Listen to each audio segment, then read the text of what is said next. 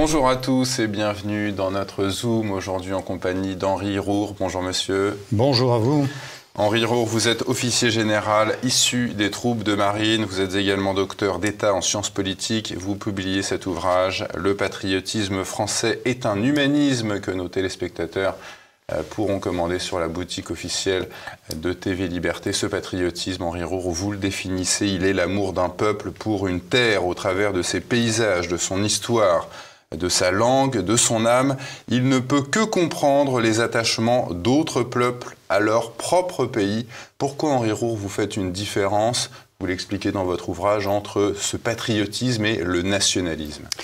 Alors le patriotisme, c'est un élan de l'âme, comme le mot le suggère, c'est aimer ses ancêtres, c'est aimer ses pères, c'est aimer une terre. Mais ça ne s'explique pas. Vous savez, quand entre Montaigne et la Boétie, il y a eu cette formule, si on me demande pourquoi je l'aimais, c'était parce que c'était lui, parce que c'était moi. J'aurais tendance à dire... Bon, c'est parce que c'est moi, parce que c'est la France, parce que c'est nous, c'est parce que c'est la France. La France, par rapport à d'autres pays, a cette caractéristique qu'elle est aimée au-delà du peuple français, par beaucoup de personnes. Et d'ailleurs, lors des guerres, donc je cite les combats de la Première Guerre mondiale, où énormément d'étrangers se sont engagés sous ces drapeaux pour la défendre. Alors le patriotisme, vous savez, Édouard Herriot disait aussi le patriotisme prolonge l'amour de la famille, qui lui-même prolonge l'amour de la terre et se prolonge par l'amour de l'humanité. Et certains diront il est encore prolongé par l'amour de Dieu. Il y a cette complémentarité pour les chrétiens notamment entre la patrie et Dieu. Alors ceux qui ne sont pas croyants peuvent être des patriotes, bien évidemment, mais ils reconnaissent toujours au travers de leur patriotisme l'aspect sacré du pays. Ils regardent l'histoire, et elle remonte loin, notre histoire, hein, le baptême de Clovis, et puis la conjugaison du pouvoir temporel et du pouvoir spirituel par nos rois. Hein, la France, fille aînée de l'Église. Tout cela a donné une dimension sacrée, à tel point d'ailleurs que les présidents de la République, M. Macron, par exemple, sont encore chanoines d'honneur de Saint-Jean-de-Latran, de Saint-Jean-de-Maurienne, ils sont coprinces des vallées d'Andorre, qui sont catholiques, hein, et il y a une continuité que reconnaissent tous les patriotes. Mais cette différence que vous faites avec le nationalisme, vous parlez à propos du nationalisme d'endoctrinement, de fanatisme. Si on est nationaliste, on n'a pas forcément envie d'envahir un autre pays, de détester les autres pays. Absolument. Bon, le nationalisme, c'est souvent un regard sur soi, empreint de supériorité par rapport aux autres. Ce que n'est pas le patriotisme français. Je ne pense pas que les patriotes français aient envie de se considérer ou se considèrent supérieurs à d'autres peuples. Là, ça serait une approche aussi quasiment ethnique. Non, les patriotes de différents pays se respectent entre eux. Alors les vrais patriotes, oui, c'est ce que je dis, se respectent entre eux. Et le patriotisme français, et par cet aspect, il est humanisme, respecte tous les peuples et tous les patriotismes. On en entend certains sur les plateaux télé glorifier le patriotisme des peuples étrangers, celui des Ukrainiens par exemple en ce moment, mais le trouvent haïssable en France. Pourquoi le patriotisme nous est interdit à nous, Français, sous peine d'être taxé d'extrême droite? Alors bon, c'est vrai que tout est bien ailleurs. Et tout est mal chez nous dès lors qu'il s'agit de valoriser notre pays.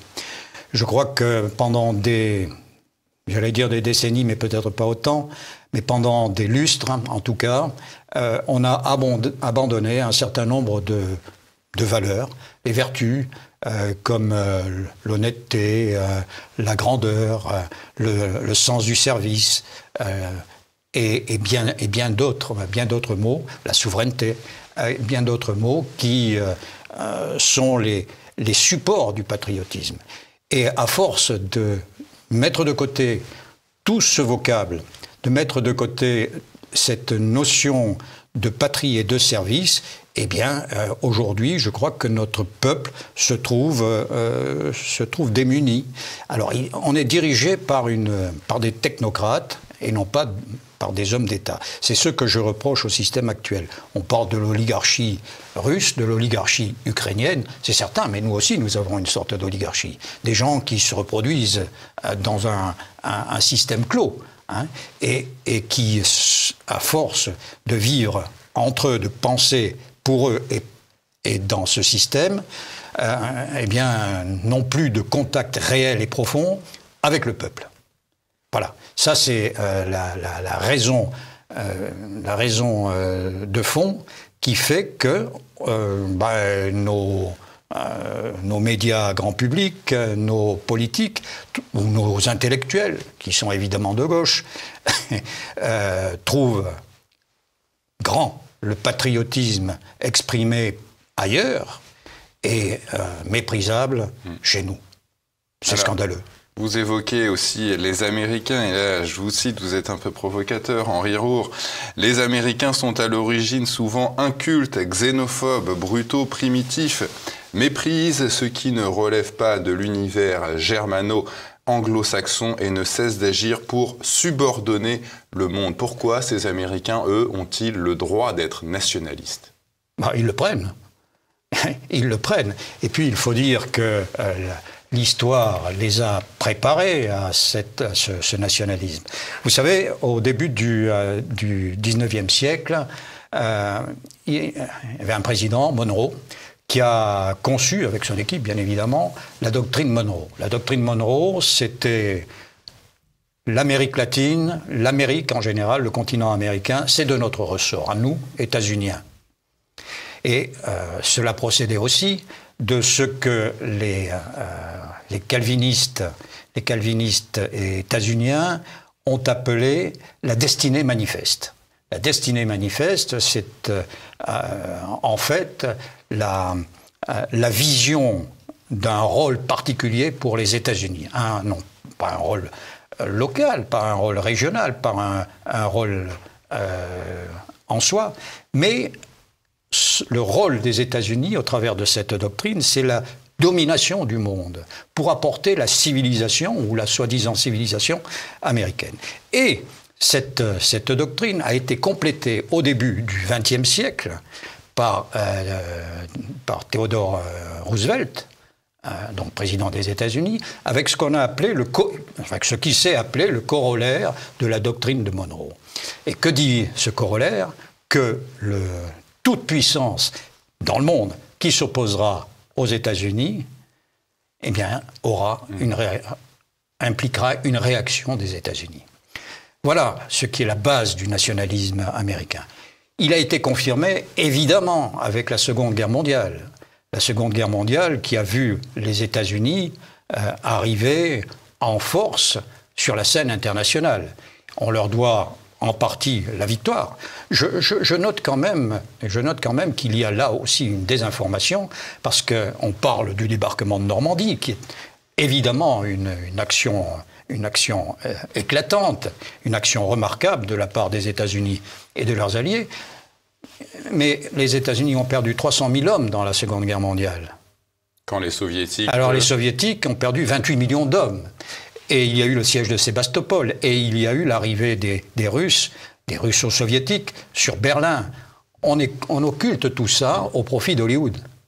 Et alors là, à propos de désinformation que vous évoquiez à l'instant, vous parlez dans votre ouvrage, Henri Roure, de ces fonds de pension américains géants, Vanguard et BlackRock. Et vous dites 90% des médias internationaux sont détenus par 9 conglomérats médiatiques, eux-mêmes appartenant à ces fonds de pension. C'est grâce à ce contrôle médiatique que les Américains peuvent installer leur nationalisme. Alors, bien évidemment, il y a toutes sortes de relais qui permettent aux États-Unis de diffuser leur façon de voir, leur politique, leur domination de fait. Alors il y a ces fonds de pension, bien évidemment, mais il n'y a pas que ça. Il n'y a pas que ça. Vous savez, là, après la Seconde Guerre mondiale, fort de leur domination, de fait, il y a eu les accords de Bretton Woods, la création du FMI, la création de la Banque mondiale, le dollar devenant une monnaie de compte, initialement rattachée à l'or, mais après séparée de l'or et devenant une monnaie fluctuante. Il y a eu aussi l'armée américaine qui s'est implantée un peu partout. Il y a, de mémoire, 800 implantations de l'armée américaine dans le monde. Vous vous rendez compte ? C'est énorme, c'est un moyen de domination. Américaine ou otanienne, vous voulez dire, c'est pareil? Non. Oui, ça pourrait être otanien, mais otanien, ça impliquerait quelques Européens quand même. Là, non, ce sont des bases américaines. C'est fabuleux.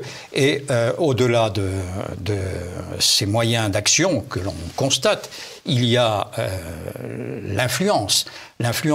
L'Union européenne, par exemple, d'emblée, la Chambre américaine du commerce a été présente dans la construction européenne, au tout début.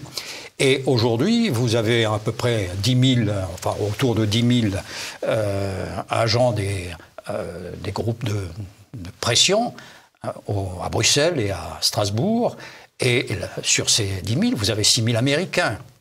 C'est énorme, c'est considérable. Donc ça aussi, c'est un pouvoir de fait. Vous avez les GAFAM, vous avez aussi les ONG, qui n'ont de nom gouvernemental que le nom. Vous avez notamment, parmi elles, le Peace Corps, qui a été créé par Kennedy, et qui a pour vocation de convertir à la façon de voir et de vivre des Américains un certain nombre de pays. Je pourrais continuer. Il y a la formation des élites européennes. Les Young Global Leaders. Voilà, par exemple. Et puis vous avez ces fameuses organisations que l'on connaît et dont vous allez peut-être me demander de parler. Oui, alors on va y venir, mais avant je voudrais qu'on parle un petit peu de l'OTAN, qu'on peut assimilé comme étant le bras armé des États-Unis. Emmanuel Macron disait que cette organisation était en état de mort cérébrale. Qu'est-ce que vous en pensez de cette déclaration au regard de ce qui se passe aujourd'hui à l'Est? Alors pendant un moment, l'OTAN pouvait être considérée comme un état de mort cérébrale. Vous avez eu récemment, à la fin juillet, le sommet de Madrid qui a amené un renouveau de l'OTAN et qui a donné davantage de pouvoir au commandant en chef, par exemple, des forces alliées en Europe, qui est obligatoirement américain. Donc vous me demandez ce qu'est l'OTAN aujourd'hui. L'OTAN donne l'apparence d'un renouveau en Ukraine, dans cette guerre qui a été, il faut le dire aussi, qui a été voulue par les États-Unis pour détruire la Russie, qui était considérée comme un adversaire. Et empêcher une alliance Russie-Europe. Et absolument. Empêcher quand on voit tous les retraits économiques que nous avons faits de la Russie, cela prouve que la Russie était sur le point de devenir un partenaire essentiel pour l'Europe. Et ça ne plaisait pas aux États-Unis. Donc depuis 2014, ils ont manigancé un certain nombre d'opérations et impliqué l'OTAN. Impliqué l'OTAN parce que c'est impliquer l'Europe. Un constat. Les accords de Minsk II. 2015. 2015. Février. Absolument, vous êtes bien au courant. Ces accords prévoyaient que la Russie récupérait la Crimée, que se créaient deux républiques indépendantes, Donetsk et Luhansk, et que l'Ukraine était neutralisée. Cet accord Minsk II avait été conclu entre la Russie, l'Ukraine, l'Allemagne et la France. Mais il n'y avait pas les États-Unis. Alors, évidemment, cet accord qui était un accord plein de sagesse, hein, mais que la France et l'Allemagne n'ont pas fait respecter. En tout cas, Jean-Marc Ayrault, qui était le ministre de M. Hollande à l'époque, n'avait pas, en voyant ce qui se passait dans le Donbass, réagi à l'époque. Non, il n'avait pas réagi parce que il y avait plus puissant que la France à ce moment-là pour imposer une vue dont on voit les conséquences aujourd'hui. On est en conflit, heureusement on ne l'est pas nous directement, mais on a un conflit entre l'Ukraine et la Russie, voulu par les États-Unis, pour les raisons que l'on évoquait. Sur la création de l'Union européenne, vous citez les grands fondateurs, enfin les 10 fondateurs, Jean Monnet, Walter Hallstein, que nos téléspectateurs peuvent s'intéresser aux origines de Walter Hallstein, notamment idéologiques, Robert Schuman, Paul-Henri Spaak. Vous dites que tous ces hommes-là suivaient la pensée de ce monsieur Richard Coudenhove-Kalergi, instigateur du mouvement Pan-Europa. C'était quoi cette idéologie? Alors, monsieur Coudenhove-Kalergi, c'est dans les années 20. On lui doit aussi l'hymne européen, d'ailleurs, hein, ce que l'on appelle l'hymne européen. L'hymne à la joie. L'hymne à la joie, qui est tiré de la 9e symphonie de Beethoven. Alors, c'était un monsieur qui imaginait une Europe sans frontières, évidemment. Hein. Schengen, on l'a. Voilà, sans frontières, sans gouvernement d'État, et surtout avec un profond métissage des peuples. Lui-même l'était. Lui-même l'était, il était à la fois japonais et autrichien de mémoire. Ouais. Et il a inspiré fortement des gens comme Monnet et comme Schuman. Monnet, quand même, à la fin de la guerre, disait au principal conseiller du président américain que De Gaulle était contre cette idée d'Europe supranationale et qu'il fallait le détruire. C'est textuellement le terme qu'il emploie, le détruire. Donc, vous voyez, alors, là, je crois que pour en parler un peu de l'origine de l'Europe, je crois que le traité de Rome, qui a été conclu en 1957, est légèrement antérieur à la Constitution de 1958 et à l'arrivée de Gaulle au pouvoir. Et je suis persuadé que si De Gaulle avait été au pouvoir lors de la signature du traité de Rome, il n'aurait pas été signé, tout au moins de cette manière. Parce qu'il prévoit quoi? Tout est dit dans le traité de Rome. Une union sans cesse plus forte, une intégration de plus en plus forte des pays européens. Donc tout est dit. Alors ça me fait penser aussi à ce que dit Noam Chomsky à propos précisément de l'action des Américains et de la façon dont ils doivent agir dont ils agissent pour dominer le monde. Vous savez, c'est le principe de la grenouille qui, si on la jette dans de l'eau bouillante, elle saute. Si on fait chauffer l'eau, elle reste jusqu'à mourir. Et c'est un peu ça. La construction européenne, elle s'est faite par paliers, par petites doses, jusqu'à ce que l'on connaît aujourd'hui, Schengen, Maastricht, le traité de Lisbonne, et voilà. Et grâce aussi à la création, et vous en parliez un petit peu tout à l'heure, de toutes ces organisations mondialistes comme, vous le citez, Davos, Bilderberg, Trilatéral, le CFR. Tout à fait, qui sont des outils à la main de l'internationalisme états-unien et qui rallient un certain nombre de personnalités de différents pays, de la plupart des pays européens d'ailleurs, pour mener à bien cette mission qu'ils se sont donnée de transformer le monde, ou en tout cas le monde occidental, en une vaste succursale des États-Unis. Pour éloigner les Européens du sentiment patriote, excusez-moi, vous évoquez des techniques de manipulation des foules. Ça consiste en quoi? Alors, les techniques de manipulation des foules. Je faisais allusion à Noam Chomsky. C'est lui qui a le mieux, à mon sens, imaginé définit les différentes façons de manipuler les foules. Elles sont d'ailleurs non pas successives, mais elles sont cumulatives. Par exemple, faire en sorte que la population ne soit pas éduquée. Destruction de l'éducation nationale. On voit les classements des élèves français qui descendent toujours plus bas. Absolument. Mais c'est global. Hein. Il n'y a pas qu'en France. Quand il y a un problème, on fait en sorte de le présenter, mais en disant que, en fait, ça n'est pas si grave que ça et qu'on trouvera une solution.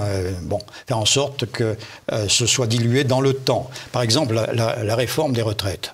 La réforme des retraites, c'est quelque chose qui est essentiel, mais on va faire en sorte que ça concerne les générations futures. Alors c'est toujours plus facile de s'adresser à des citoyens en leur disant « Bon, vous ne serez pas concernés directement, ça sera dans le futur ». Et puis, il y a d'autres actions. Oui, vous citez la neurobiologie, l'informatique, la psychologie appliquée. La psychologie appliquée, l'informatique, le subliminal. Vous savez, on a longtemps reproché, je ne sais pas si on n'avait jamais eu la preuve, mais l'élection de François Mitterrand qui aurait été faite en partie grâce au subliminal.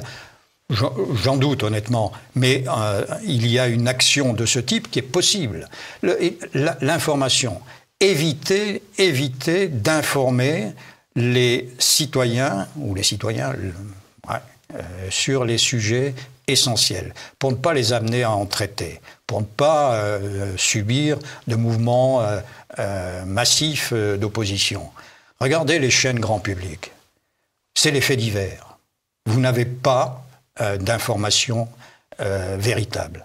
On va vous chercher des petits trucs qui se passent à droite et à gauche, comme on lisait autrefois dans les journaux à la rubrique locale. Donc, toutes ces méthodes de manipulation sont utilisées aujourd'hui. Il suffit de répertorier. Il suffit de constater. Le temps va nous manquer. Henri Roure, je vais fondre deux questions en une seule pour renouer avec l'idée de France puissance. Vous évoquez les atouts de notre outre-mer et vous évoquez aussi une politique à l'égard de l'Afrique où les États seraient véritablement perçus comme indépendants. Alors, deux choses. Oui, voilà. Deux choses. L'outre-mer. L'outre-mer, vous savez, le père de Gaulle disait que c'était les danseuses de la République et la France pouvait se les payer. À l'époque, c'était peut-être des danseuses, mais aujourd'hui, on s'aperçoit qu'elles nous offrent ces îles, ces terres d'outre-mer, un considérable atout. Nous avons, grâce à elles, 11 millions de kilomètres carrés de zone économique exclusive. Une zone économique exclusive, pour nous, c'est la France, sauf que c'est l'élément maritime. Et là, vous avez toutes les ressources possibles et imaginables. Je pourrais vous citer le pétrole au large de la Guyane, le nickel en Nouvelle-Calédonie, mais pas seulement, les terres rares dans les nodules polymétalliques que vous avez un peu partout. Donc l'outre-mer n'est pas valorisé.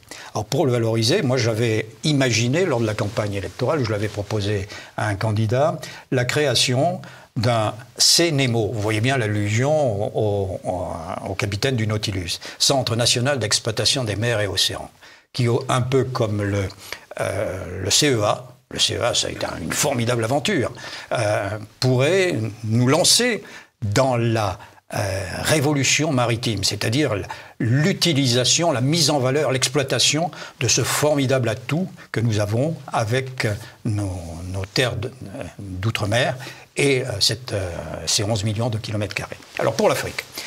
Pour l'Afrique, vous savez que Houphouët-Boigny avait parlé de la France-Afrique, et puis qu'après, un certain nombre de faux intellectuels ont cherché à discréditer cette image.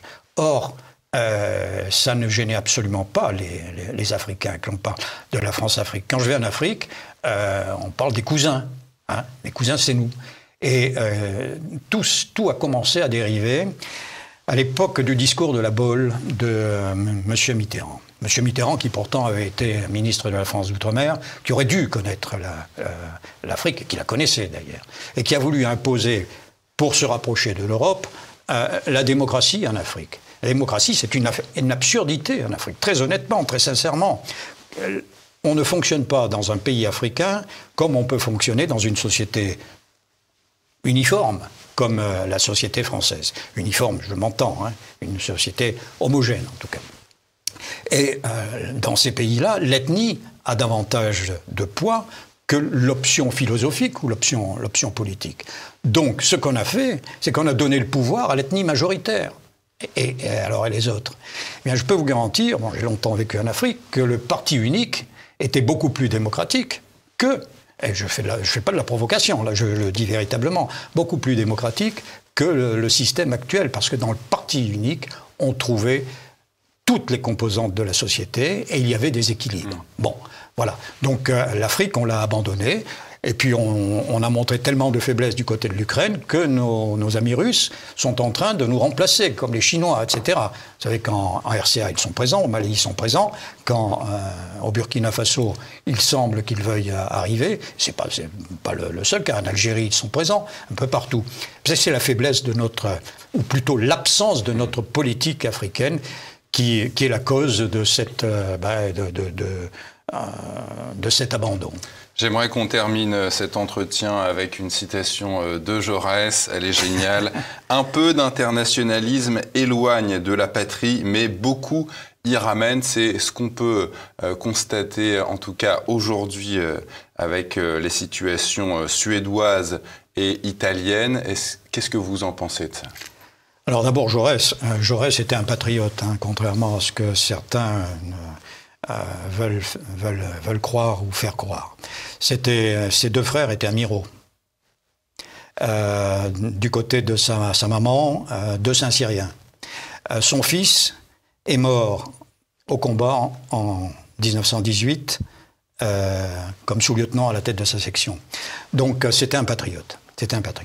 Alors, ce que vous me demandez, c'est si je vois des perspectives un peu identiques à ce qui se passe en Suède, ce qui se passe en Italie. Je me focaliserai davantage sur l'Italie.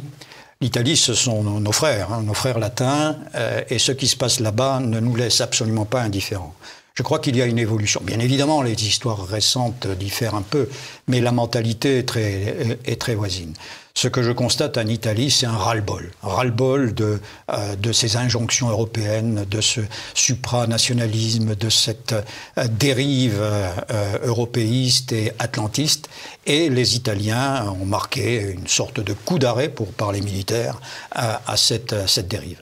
Alors, il y a probablement encore un chemin à faire, mais je me demande, je m'interroge si ce qui s'est passé en Italie, ce qui s'est passé en Hongrie, ce qui s'est passé en Pologne, en Suède et en Autriche ne pourrait pas, après l'Italie, se passer chez nous. Henri Roure, excusez-moi. Votre ouvrage, c'est donc celui-ci, Le patriotisme français est un humanisme, qui reprend la célèbre formule de Sartre, l'existentialisme est un humanisme. Sartre d'ailleurs, et vous le dites à l'intérieur du livre, qui disait « Et l'action piège à con ». Je laisse nos téléspectateurs juger. Merci monsieur d'être venu sur le plateau de TV Liberté, et cet ouvrage est sur la boutique officielle de TV Liberté. Merci. Merci beaucoup.